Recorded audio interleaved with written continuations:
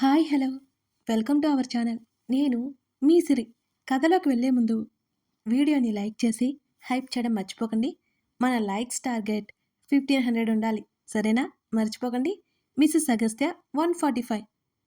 అగస్త్య శ్రీధ బయటకు అడుగులు వేశారు. ఇద్దరూ సూరజ్ గది దగ్గరికి వెళ్లారు.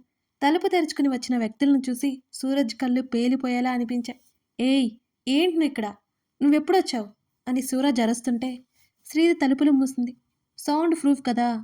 ఆమె సూరజ్ వైపు చూసి నవ్వింది. సూరజ్ ఒక్కసారిగా అదిరిపడ్డాడు. ఈ రౌ ఈ రూమ్ సౌండ్ ప్రూఫ్ అని తన మామయ్యకి తనతో వచ్చిన అమ్మాయికి తప్ప ఎవరికీ తెలియదే. శ్రీధకి ఎలా తెలిసింది? అగస్త్య దగ్గరికి వెళ్తుంటే గుటకలు మింగుతూ చూశాడు. కేర్ టేకర్ భయంగా ఓ మూలన నక్కింది. రౌద్రంగా చూస్తున్న ఆ కళను చూస్తుంటే శరీరంలో వణుకు వచ్చేసి గుండె 100 దాటేసింది సూరజ్కి. కదల్లేని పరిస్థితిలో ఉన్న తను అతని నుంచి తప్పించుకోలేను అనిపించింది. ఒక్కసారిగా వచ్చి సూరజ్ గొంతు పట్టుకున్నాడు. ప్రాణభయంతో విలవిల్లాడిపోతూ గట్టిగా అరవడం మొదలుపెట్టాడు సూరజ్. అగస్త్య పట్టు పెంచుతున్న కొద్దీ ఎక్కడ ప్రాణం పోతుందో అని అనిపిస్తోంది ఊపిరాడక. అగస్త్యని ఆపలేదు శ్రీధ. అతనికి ఎంత ఆవేశం ఉన్నా ఆలోచన ఉంటుందని శ్రీధకి బాగా తెలుసు. సూరజ్ ప్రాణభయంతో విలవిల్లాడిపోతూ గిజగిజలాడిపోతున్నాడు. ఆ రోజు నీతో అన్నాను కదా, సూరజ్ మర్చిపోయావా? ఆ రోజు నన్ను బ్రతిమాలి ఉంటే ఈరోజు నీకు పరిస్థితి వచ్చేది కాదు. ఎలాగైనా వస్తాడని చెప్పాను కదా. కనబడుతున్నాడా? శ్రీధ జాలి చూపిస్తూ పెదవి విరిచింది. ఇక ప్రాణాలు పోతాయేమో మరో 2 నిమిషాల్లో అనగా వదిలేశాడు అగస్త్య సూరజ్ని. ఒక్కసారిగా గట్టిగా దగ్గుతూ కళ్ళలో నుంచి నీళ్లు వస్తుంటే ఊపిరి పీల్చుకుంటూ నీళ్ల కోసం అటు ఇటు తడిమాడు సూరజ్. నీళ్లు అందనంత దూరంగా ఉంటే పాకడానికి ప్రయత్నం చేసి కాళ్ళు చేతులు నొప్పెట్టడంతో ఆ ప్రయత్నం విరమించుకున్నాడు అతను. బ్రతిగుండగానే చావు భయం చూపించిన అగస్త్యని చూస్తుంటే అతనికి చచ్చేంత భయంగా ఉంది. దాహం దాహం గొంతు దగ్గర చేత్తో పట్టుకుని గట్టిగా ఊపిరి పీల్చుకుంటూ శ్రీధ వైపు చూశాడు సూరజ్. కచ్చగా చూసింది సూరజ్ వైపు. కానీ ఆమెలో ఉండే జాలి గుణం ఆమెను ఊరుకోనివ్వలేదు. మంచినీటి బాటిల్ తీసుకొచ్చి అతని మీదకు విసిరింది. అది తగిలి నొప్పెట్టి కెవ్వుమని అరిచి దాహం వేస్తుంటే నీళ్లు తీసుకుని తాగేశాడు సూరజ్. ఇబ్బంది పెట్టాడని తెలియగానే అగస్త్య చావు వరకు తీసుకెళ్లాడు సూరజ్ని. అదే తనని ముట్టుకున్నాడని శ్రీధ చెప్తే నిజంగానే చంపేస్తాడేమో అనిపించి శ్రీధ మౌనంగా ఉంది. చెప్పరా, శ్రీధ మనోహర్ కూతురని ఎవరు చెప్పారు? బెడ్ మీద కాలు పెట్టి సూరజ్కి దగ్గరగా వెళ్ళి కాస్త ముందుకు వంగి నిప్పులా మారిన కళ్ళతో చూస్తూ అడుగుతుంటే మరోసారి చస్తానేమో అనిపించింది సూరజ్కి. గుడికలు మింగుతూ చూస్తున్నాడు. చెప్పకపోయావో చస్తావు నా చేతిలో. నిన్ను చంపడానికి 2 నిమిషాలు కూడా పట్టదు నాకు. చెప్పు అని గట్టిగా అగస్త్య అరవడంతో అదిరిపడ్డాడు. తనే మా మావయ్య కూతురు శశి. హాస్పిటల్లో ఎంక్వైరీ చేస్తే తెలిసింది అన్నాడు సూరజ్. సూరజ్ మాటలు నమ్మాలి అనిపించలేదు అతనికి. అలాగని నమ్మకుండా ఉండడానికి కూడా పెద్ద కారణాలు ఏమీ లేవు. చూస్తున్నాడు అగస్త్య. అది అబద్ధమైన రోజు ఖచ్చితంగా నీ పాడ ఫిక్స్ అవుతుంది. వేలు చూపిస్తూ సీరియస్గా బెదిరించాడు. అగస్త్య వెంటనే వెనక్కి తిరిగి బయటకు వెళ్తుంటే శ్రీధ సూరజ్ దగ్గరికి వచ్చి, వాడు వస్తాడా అన్నావు కదరా ఇడియట్. వచ్చాడు కదా నా మొగుడు. ఎలా ఉన్నాడు? హ్యాండ్సమ్గా ఉన్నాడు కదూ. ధైర్యానికి ధైర్యంలా లేడు. శ్రీధ నవ్వి కన్నుగీటి చక్కగా వెళ్ళిపోయింది అగస్త్య వెనకనే. వాళ్ళిద్దరిని చంపేయాలనిపిస్తుంటే ఏం చేయలేక పళ్ళువి గట్టి అలాగే ఉన్నాడు సూరజ్. మామయ్యతో చెప్పి ఇతన్ని చంపేయించాలి అని కసిగా అనుకున్నాడు సూరజ్. బయటికి రాగానే బెంగగా అగస్త్యని హద్దుకుంది శ్రీధ. అక్కడ సీసీ కెమెరాలున్నట్టు అగస్త్య గమనించాడు. మళ్ళీ శ్రీధ రూంలోకి తీసుకొచ్చాడు ఆమెని. నువ్వు వెళ్ళకు. ఆమెకి ఏడుపు వస్తుంటే బలంగా కౌగిలించుకుంది అతన్ని. చెప్పాను కదా, వాడే నిన్ను తీసుకువచ్చి మన ఇంట్లో వదిలిపెడతాడని. కొంచెం వెయిట్ చేసేనోరిట. ఆమె తల మీద ముద్దు పెట్టుకున్నాడు అగస్త్య. మీరంతా జాగ్రత్త. శ్రీధ కనీసం వదలకుండా చెప్పింది. ఒక విషయం చెప్తాను, జాగ్రత్తగా విను. అతను చెప్పగానే ఏంటన్నట్టు తల ఎత్తి చూసింది శ్రీధ. మనోహర్ అడుగుతాడు, ఇక్కడే ఉంటాను అని చెప్పు. అంటే అతను చెప్పాల్సినంత శ్రీధకి చెప్పేసి, ఎక్కువ చేస్తే మన మార్గాలు మనకున్నాయి. ఏ చిన్న అనుమానం కలిగినా నువ్వు నాకు వెంటనే కాల్ చేయి అని అంటూ అలాగే గట్టిగా కౌగిలించుకొని, ఇక్కడ మన మనిషి ఉన్నాడు అంటూ ఆమె చెవి దగ్గర చెప్పాడు. అవునా అంటూ ఆశ్చర్యంగా కళ్ళెత్తి చూసింది. అవునన్నట్టు కళ్ళు ఆర్పాడు అగస్త్య. ఎవరు అని అడిగింది. చెప్పినా నీకు తెలీదు. నిన్ను ఒక కంట కనిపెడుతూనే ఉంటాడు. నువ్వు కూడా ఏమరపాటుగా ఉండొద్దు. వాడిదంత చేస్తున్నాడంటే నీ మీద వాడికి కన్సర్న్ ఉంది. అందుకే నీకు చిన్న హాని కూడా చేయడు. అలాగని నిర్లక్ష్యంగా ఉండకు.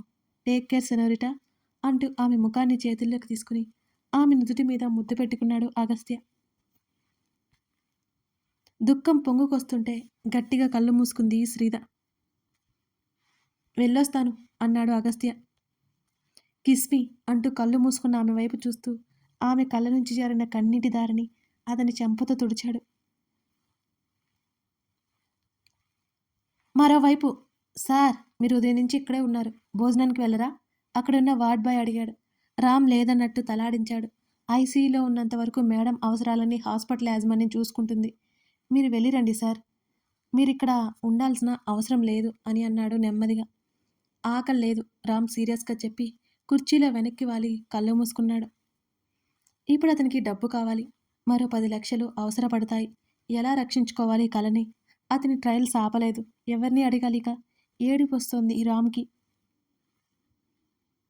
అతని మెదడులో శ్రీధ రూపం మెదిలింది. అతను అడిగిన వెంటనే సాయం చేస్తుంది, కానీ ఏ మొహం పెట్టుకుని అడగాలి? కాసేపు ఆలోచించాడు. తన్ని చీప్గా చూస్తుంది, అయినా పర్వాలేదులే, కలని బ్రతికించుకోవాలి తను. వెంటనే లేచి అవసరమైతే ఫోన్ చేయమని తన వెళ్తున్నట్టు డ్యూటీ నర్స్కి చెప్పాడు రామ్. బయటకొచ్చాడు. బైక్ స్టార్ట్ చేసుకుని శ్రీధ ఇంటికి బయలుదేరాడు. తీరా వాచ్మెన్ని కలవగానే ఇంట్లో ఎవరూ లేరని చెప్పేశాడు వాచ్మెన్. ఒక్కసారిగా ఆశలన్నీ కుప్పకూలినట్టు అనిపించాయి అతనికి. ఆనంద్ ఇంటికి బయలుదేరాడు రామ్. అక్కడి నుంచి బైక్ డ్రైవ్ చేస్తుండగా ఒక ఆలోచన వచ్చింది అతనికి. తన బైక్ అమ్మేస్తే, అవును, అది 2 రోజులైనా శ్రీకళను బ్రతికించుకోవచ్చు. అక్కడికి వెళ్ళిన ఆనంద్ లేరని, ఆయన భార్య ఉన్నారని చెప్పారు. కొత్తగా భార్య ఎవరు? రామ్కి అసలు అర్థం కాలేదు నిజంగానే. ఒకసారి కలవాలి, నేను శ్రీధ స్నేహితుని చెప్పండి అని అన్నాడు రామ్. అతను అక్కడే ఉండమని చెప్పి లోపలికి వెళ్ళాడు వాచ్మెన్. ఎదురుగా ఉన్న తన ఇల్లు చూసుకున్నాడు రామ్. తన తల్లిదండ్రులు ఎవరికో అమ్మేసినట్టు తెలిసింది ఆ ఇంటిని. చిన్నప్పటి నుంచి అదే ఏరియాలో పెరిగాడు. ఆ ఎత్తైన భవనాలన్నీ చూస్తుంటే తన మూర్ఖత్వంతో పోగొట్టుకున్న తన జీవితం కనపడుతోంది రామ్కి. చందన లేచి కొంచెం కొంచెం నడుస్తుంది. బామ్మ, రవణమ్మ అక్కడే ఉన్నారు. రామ్ వచ్చిన సంగతి వాచ్మెన్ చెప్పాడు. రవణమ్మకి రామ్ ఎవరో తెలుసు, కానీ వాచ్మెన్ పేరు చెప్పకపోవడంతో ఎవరో అని చూస్తున్నారిద్దరు. చందన లోపలికి పంపించమని చెప్పింది. వాచ్మెన్ విషయం చెప్పగానే ఆతృతగా లోపలికొచ్చాడు రామ్. దుఃఖం పొంగుకొస్తుంటే గట్టిగా కళ్ళు మూసుకుంది శ్రీధ. వెళ్ళొస్తాను అన్నాడు అగస్త్య. కిస్మి అంటూ ఆమె కళ్ళు మూసుకున్న ఆమె వైపు చూస్తూ ఆమె కళ్ళ నుంచి జారిన నీటిని అతని చెంపతో తుడిచాడు. ఆమె నుదుటి మీద మరొక్క ముద్దు ఇచ్చి ఆమె పెదవులని అందుకున్నాడు అగస్త్య. ఇద్దరి గుండెలు వేగంగా చప్పుడు చేస్తూ లోపల వేదనని ఒకరికొకరికి తెలియజేస్తున్నాయి. నెమ్మదిగా దూరం జరిగి ఆమె కళ్ళు తుడిచి, ఐ ఇంప్రెస్డ్ సెనోరిటా, ఇలాగే ధైర్యంగా ఉండాలి అని అన్నాడు. మిసెస్ అగస్తిని కదా? ఆమె కన్నీళ్లతో నవ్వింది.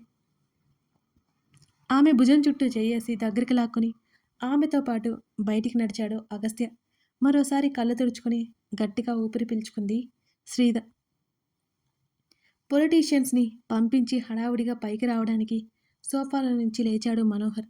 డేవిడ్, జేమ్స్ అక్కడే ఉన్నారు. వాళ్ళని కోపంగా చూస్తూ శ్రీధ కోసం వెళ్తుండగా వాళ్ళకి ఎదురు వచ్చారు. పదా వెళ్ళిపోదాం అని అన్నాడు అగస్త్య. మనోహర్ అగస్త్య వైపు కోపంగా చూస్తూ శ్రీధ వైపు ఏం చెప్తుందా అని ఆదుర్దుగా చూశాడు. నేను రాను, నువ్వెళ్ళు, శ్రీధ నెమ్మదిగా చెప్పింది.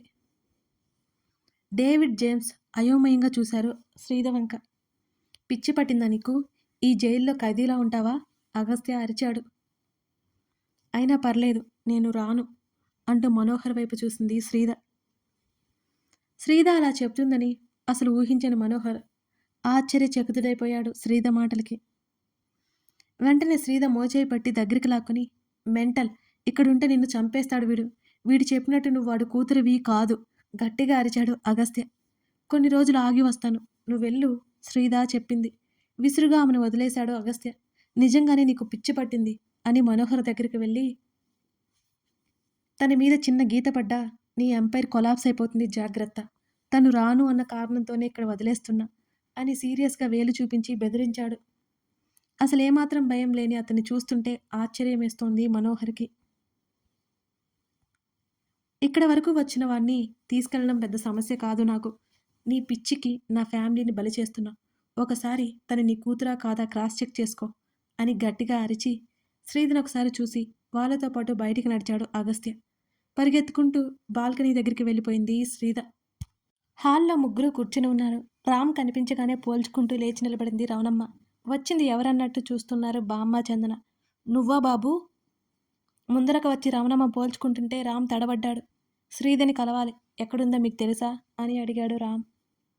ఎందుకు బాబు? తెలిస్తే వెళ్ళి ఎట్టా హింసించాలో చూపించొస్తావా?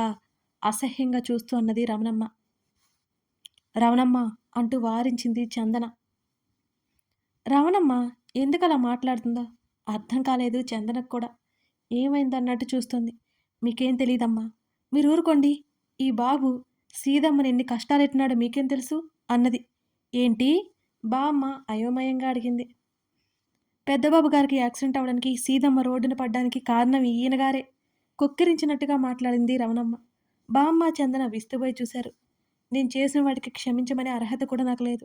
నేను శ్రీధని కలవాలి, చాలా అర్జెంట్ అన్నాడు చేతులు జోడిస్తూ.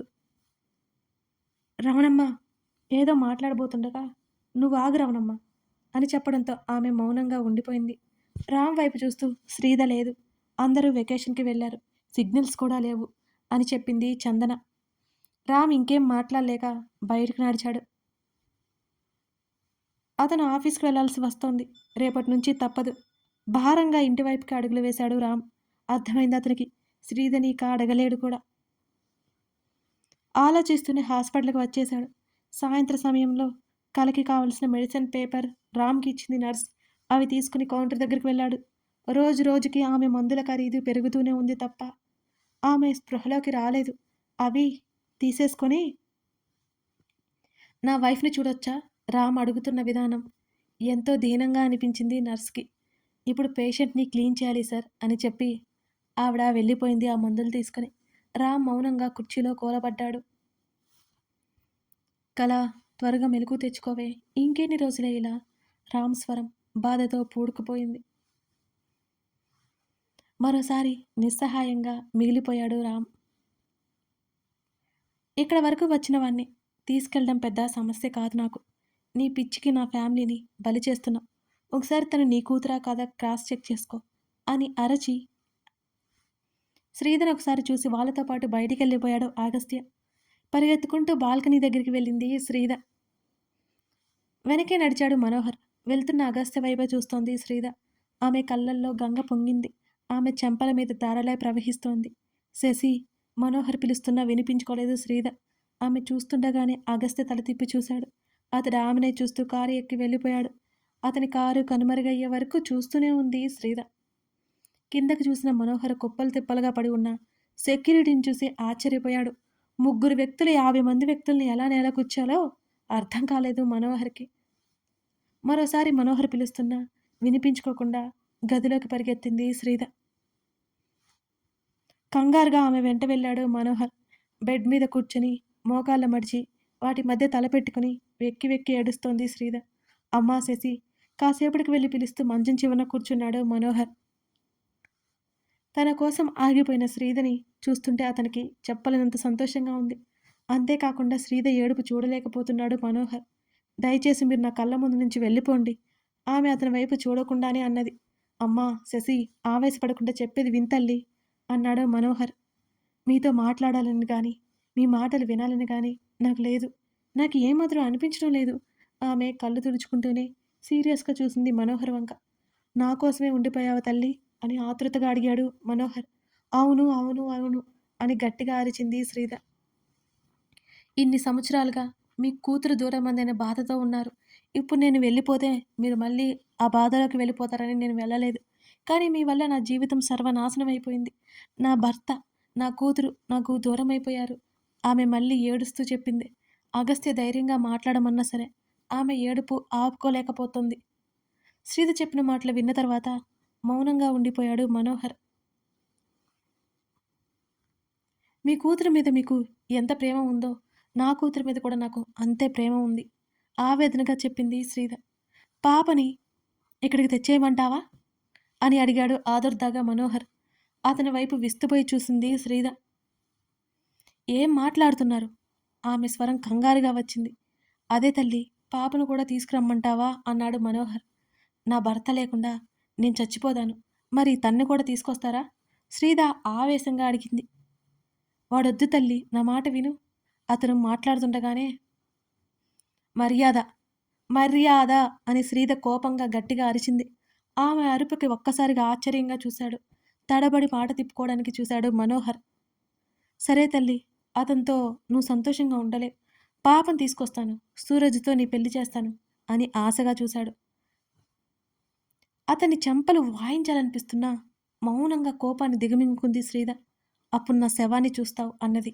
శశి, నేను ఊరికే చావను, ఆ సూరజ్ని కూడా చంపేసి చస్తాను.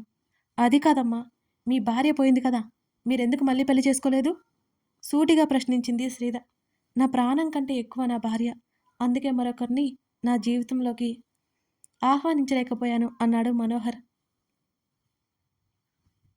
చచ్చే మీ భార్య మీద మీకు అంత ప్రేమ ఉంటే నన్ను ప్రాణంగా ప్రేమిస్తూ కళ్ళ ముందు ఉంటూ నన్ను రాణిలాగా చూసుకునే నా మొగుడి మీద నాకెంత ప్రేమ ఉండాలి? సూటిగా బానందించినట్టు ప్రశ్నించింది శ్రీధ. మనోహర్ మాటలు రానట్టు ఉండిపోయాడు శ్రీధ ప్రశ్నకి. చూడండి, మీ మీద గౌరవంతో ఉన్నానే తప్ప మీ ఆస్తి కోసమే, ఇంకో దానికోసమో కాదు. పేదరికంలో ఉన్న నా భర్త నా కూతురు నాతో ఉంటే చాలు అని చెప్పి అక్కడి నుంచి కిటికీ దగ్గరికి వెళ్ళి కుర్చీలో కూర్చుని బయటికి చూడసాగింది శ్రీధ. మనోహర్ మౌనంగా అక్కడి నుంచి బయటికి వెళ్ళిపోయాడు. తన కూతుర్ని తెచ్చుకున్నాడు సరే, బెదిరించే భయపట్టు మరో పెళ్లి చేయలేడు కదా. కథ కొనసాగుతోంది. కథ నచ్చితే లైక్ చేసి కామెంట్ చేయడం మర్చిపోకండి. అంటే మన వ్యూవర్స్ 50% నాన్ సబ్స్క్రైబర్సే చూస్తున్నారండి. సబ్స్క్రైబ్ చేసుకోవచ్చు కదా, మీకు ఆ టార్గెట్‌ని నోటిఫికేషన్స్ వచ్చేస్తాయి. మనం క్రాస్ నేను చేసేయాలి. కూడా హ్యాపీ ఫీల్ మర్చిపోకండి అవుతాను. ఫ్రెండ్స్. తప్పకుండా మీకు సబ్స్క్రైబ్ ఈ చేసుకోండి. స్టోరీ నచ్చితే థ్యాంక్ యూ ఫర్ ఇంకా మీ వాచింగ్ దిస్ ఫ్రెండ్స్‌కి వీడియో. షేర్ చేయండి.